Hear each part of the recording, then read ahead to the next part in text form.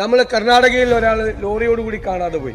അയാൾ എത്ര ദിവസമാണ് സാർ തെരച്ചിൽ നടത്തിയത്? അർജുന്റെ കാര്യത്തിൽ 73 ദിവസമാണ് തെരച്ചിൽ നടത്തി ആ ലോറിയും കണ്ടത്. എനിക്ക് തോന്നുന്നു ഒരു 10-30 ദിവസം കഴിഞ്ഞപ്പോൾ വലിയ മഴ ഉണ്ടായപ്പോൾ നിർത്തിവെച്ചു, കുറച്ച് ദിവസത്തേക്ക് നിർത്തിവെച്ചു, ചെയ്യാൻ പറ്റാത്തതുകൊണ്ട്. അന്ന് നമ്മുടെ മന്ത്രിമാരടക്കമുള്ള ആളുകൾ കർണാടക ഗവൺമെന്റിനെ, ഞാൻ ആരുടെ പേരൊന്നും പറയുന്നില്ല, രൂക്ഷമായി വിമർശിച്ചു.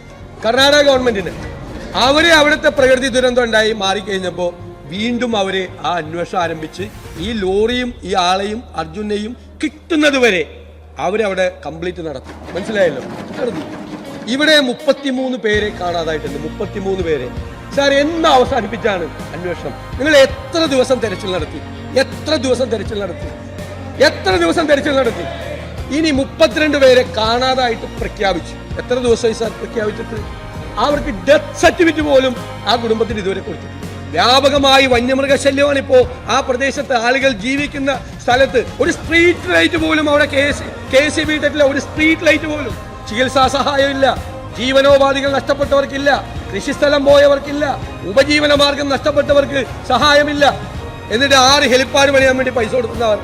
സാർ, അവിടെ 6 ഹെലിപ്പാഡ് കൊടുത്താൽ മതിയോ? ഗവൺമെന്റ് ഇപ്പോൾ ആദ്യം കാണിച്ച ആവേശം മുഴുവൻ നഷ്ടപ്പെടുത്തി. ഗവൺമെന്റ് ശക്തമായ നടപടികൾ സ്വീകരിക്കാത്തതിൽ പ്രതിഷേധിച്ചുകൊണ്ട് ഞാനും എന്റെ പാർട്ടിയും വാക്കൌട്ട് ചെയ്യുന്നു.